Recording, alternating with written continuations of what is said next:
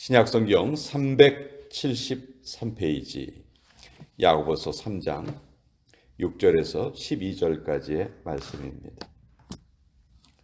신약성경 373페이지 야고보서 3장 6절에서 12절까지의 말씀 같이 읽겠습니다. 시작. 혀는 곧 불이요 불의의 세계라. 혀는 우리 지체 중에서 온몸을 더럽히고 삶의 수레바퀴를 불사르나니 그 사르는 것이 지옥불에서 나느니라. 여러 종류의 짐승과 새와 벌레와 바다의 생물은 다 사람이 길들일 수 있고 길들여 왔거니와 혀는 능히 길들일 사람이 없나니 쉬지 아니하는 악이요 죽이는 독이 가득한 것이라. 이것으로 우리가 주 아버지를 찬송하고 또 이것으로 하나님의 형상대로 지음을 받은 사람을 저주하나니 한 입에서 찬송과 저주가 나오는도다. 내 형제들아 이것이 마땅하지 아니하니라. 샘이 한 구멍으로 어찌 단물과 쓴물을 내겠느냐. 내 형제들아 어찌 무화과 나무가 감람 열매를 포도나무가 무화과를 맺겠느냐. 이와 같이 짠물이 단물을 내지 못하느니라. 하나님의 말씀입니다. 아멘. 자, 야고보서 예수님의 육신의 형제였던 야고보 선생이 남긴 귀한 서신입니다.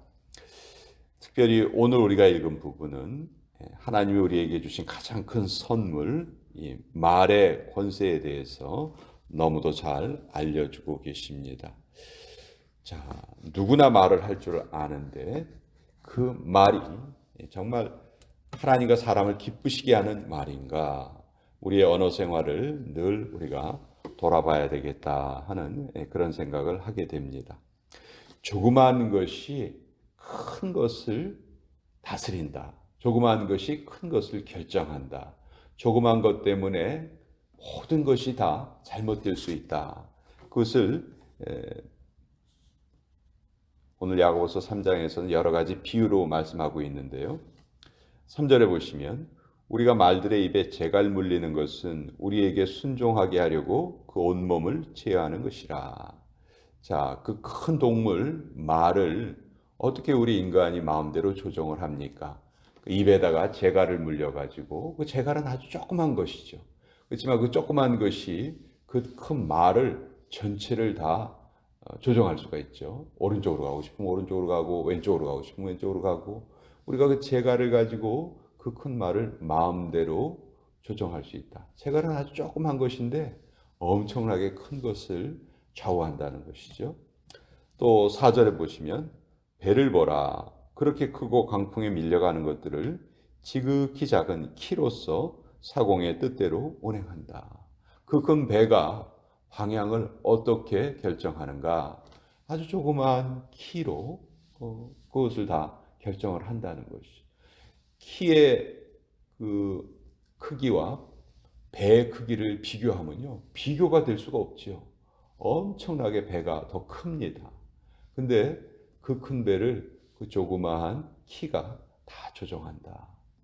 그리고 5절에는 또 하나의 비유가 나오는데 작은 불씨 하나가, 작은 불 하나가 그 거대한 산 전체를 다 태워버린다. 산이 그 조그마한 불꽃 하나로 인해서 얼마나 큰 피해를 입느냐. 그러니까 지금까지 말씀드린 이 세 가지 비유는 조그마한 것이 큰 것 전체를 조절하고 큰 영향을 끼친다. 그것을 지금 비유로 나타내고 있어요. 이것과 똑같은 것이 우리의 혀다. 우리 혀는 우리 인간의 몸 전체를 비유해 보면 혀는 그렇게 큰 게 아니에요. 아주 조그마해요. 그렇지만 이 조그마한 혀가 우리 인간을 전체를 다 좌우할 수가 있고 우리 인생을 전체를 좌우할 수가 있다. 6절에 혀는 곧 불이요 불의의 세계라. 혀는 우리 지체 중에서 온몸을 더럽히고 삶의 수레바퀴를 불사르나니 그 사르는 것이 지옥불에서 나느니라. 혀를 잘못 사용했을 경우, 즉 하나님이 기뻐하시지 않는 말을 했을 경우에는 그 말에 잘못된 영향력이 이렇게 크다 하는 것이죠. 결국은 우리가 혀를 잘 활용하고 아름다운 말을 하기 위해서는 우리의 혀가 하나님의 다스림을 받는 방법 외에는 방법이 없습니다. 왜냐하면 8절에 분명히 이렇게 기록되어 있어요. 혀는 능히 길들일 사람이 없나니, 이렇게 되어 있어요. 혀는 길들일 수 없다. 사람이 다른 동물들은 얼마든지 길들일 수 있지요. 서커스장에 가보면 엄청난 동물들을 사람들이 마음대로 조종을 합니다. 그럼에도 불구하고 자기의 이 조그마한 혀는 길들일 사람이 없다. 결국 어떻게 해야 되는가?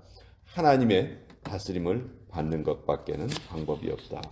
그래서 우리가 매일 하루를 시작하면서 기도해야 할 제목 중에 하나가, 하나님, 오늘도 저희 입술을 하나님께서 다스려 주시고 통제해 주시고 지혜하여 주시옵소서. 그것을 우리가 분명히 이야기를 기도로 하나님께 아뢰야 됩니다.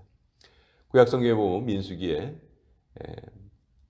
발락이라는 모압의 왕이 발람이라는 선지자를 돈을 주고 매수해서 이스라엘 백성들을 저주해달라 그렇게 부탁을 하죠. 그런데 그때 하나님이 발람 선지자의 입술에 딱 하나님께서 역사하셨어요. 너는 결코 저주의 말을 하지 말고 이스라엘 백성들에게 축복하는 말을 하라.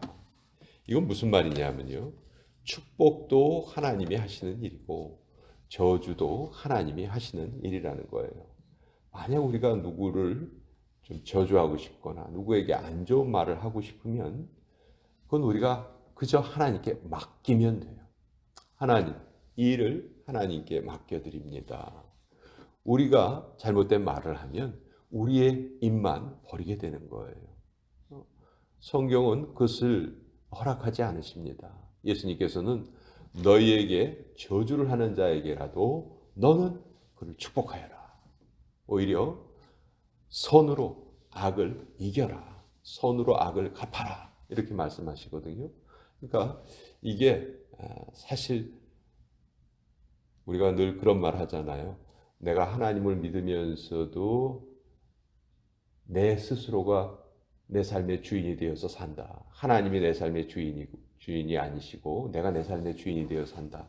그 증거가 뭐냐면요, 내가 나쁜 말 하고 싶으면 마음대로 나쁜 말 하고 그러는 거예요. 그거는 내가 내 인생의 주인이 되어서 살겠다 하는 그거거든요. 하나님 분명히 우리의 입술로는 하나님께 기쁨 드리는 말, 우리 이웃에게 도움이 되는 말, 내 자신에게도 유익되는 말, 그런 말을 하기를 하나님이 원하고 계시는 거예요. 그래서 얼마나 많은 말들이, 정말 쓰레기와 같은 말들이 많은지 모릅니다. 사람이 무서운 게 아니에요. 그 입에서 나오는 그 말들이 무섭죠. 전쟁에 죽은 사람보다 말로 죽은 사람이 더 많다. 입술이 사탄의 출입구예요. 그래서 결국은 우리가 우리의 입술을 지켜야만 한다. 입술을 바로 사용하기 위해서는 늘 우리의 입술에 십자가를 갖다 대야 돼요. 십자가를 갖다 대는 연습을 계속 우리는 상상으로 우리는 실천을 해야 합니다. 우리가 어떤 말을 하기 전에 십자가를 내 입술에 대는 그런 영적인 훈련을 해야 합니다. 또 한 가지 중요한 게 있어요. 우리가 말을 참 조심해서 해야 돼요. 근데 우리도 그렇게 하지 못하는 경우가 분명히 있어요. 자, 그러면 타인은 어떨까요? 다른 사람도 마찬가지겠죠. 다른 사람도 해서는 안 될 말을 하는 경우가 있겠죠. 그렇죠? 네. 그러면 우리가 그런 말에 의해서 상처를 받습니다. 그렇죠? 그리고 그 말을 통해서 받은 상처에서 벗어나지 못하는 경우도 참 많아요. 저는 이것도 신앙적으로 올바른 일이 아니라고 생각해요. 왜냐하면 우리가 얼마든지 말을 실수할 수 있기 때문에 다른 사람 역시 말을 실수할 수 있다. 그러니 그 실수한 말에 의해서 내가 영향을 받고 내가 그것 때문에 힘들어하고 괴로워한다면 이것도 영적으로는 바른 일이 아니다. 그래서 결국 우리 하나님의 백성들은 우리의 입술에 십자가를 대면서 늘 우리가 하는 말을 하나님께 통제받아야 하고 또 한 가지 중요한 것은 하나님께 통제받지 못한 그 입술에서 나온 그 말로 인해서 우리가 결코 상처받아서는 안 되겠다. 혹시 우리의 마음속에 아직도 누군가의 말에 의해서 상처받은 것이 있다면 오늘 우리가 그 부분도 극복을 해야 합니다.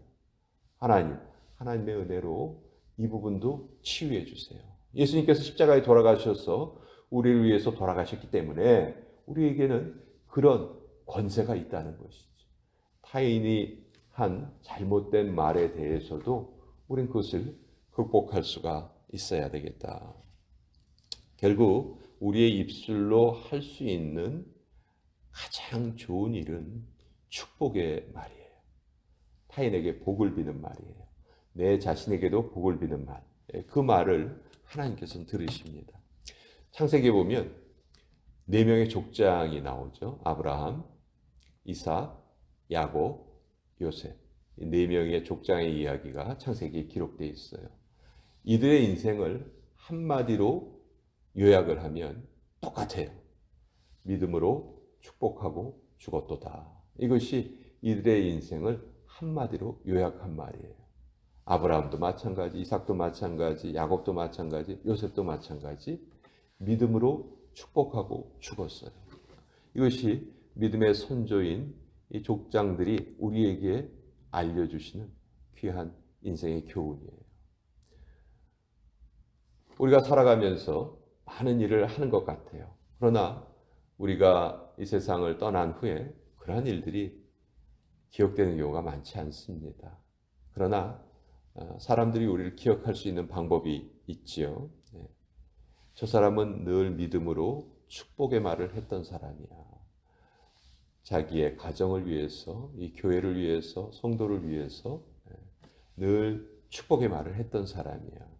우리가 그것으로 기억될 수 있다면 그것보다 더 영광스러운 인생은 없을 것이다.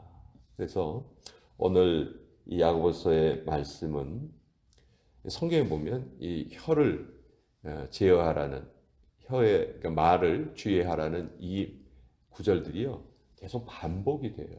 한 번 나오고 그치는 것이 아니고 계속 반복이 됩니다. 또 우리가 이런 묵상을 하는 것이 오늘 하루로 모든 것이 완성됐다고 결코 생각할 수 없겠죠.